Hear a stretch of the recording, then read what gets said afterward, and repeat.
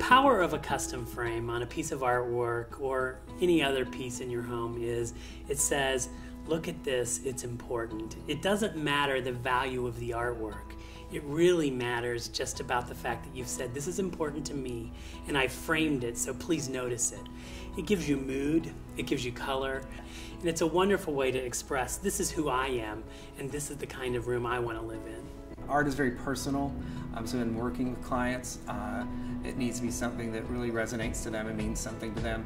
If you have a vision of, you want to live with these pieces, say in your master bedroom, I think it's a great way to begin a dialogue with your interior designer if you're working with one about how the room should work. When it comes to art selection, it definitely needs to come in earlier in the process than later. Because if you choose to do it later, you're much more limited in terms of, I think, what you can do with a space. A personal design aesthetic of mine in general is to always give a home a collected feel. I love mixing antiques with new pieces. I want a home when I leave it to look like it's been built over time and something that has layers, something that definitely feels collected and that the homeowner could have done themselves. I think you can begin to choose your frame simply by what's in the content of the artwork. Frequently there'll be patterning or color that suggest or evoke an emotion or a style. The frame can also help transition from the style of the room to the artwork itself, and that's really the role that a custom frame plays in your home and why it's important to custom frame.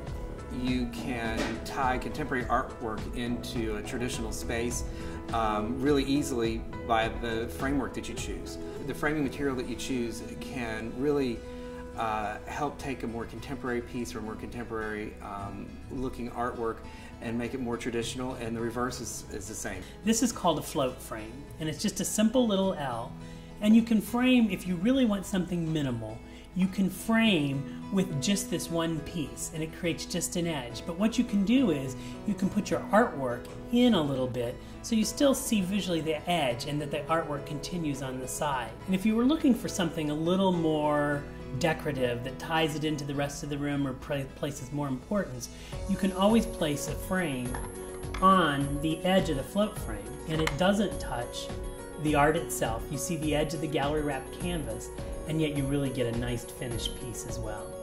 Today it's really exciting, all the uses of custom frame in a home interior. It goes well beyond just artwork. And one that we're starting to see a lot of now is what do you do with that flat screen that's out in the public, the big black box when it's not on.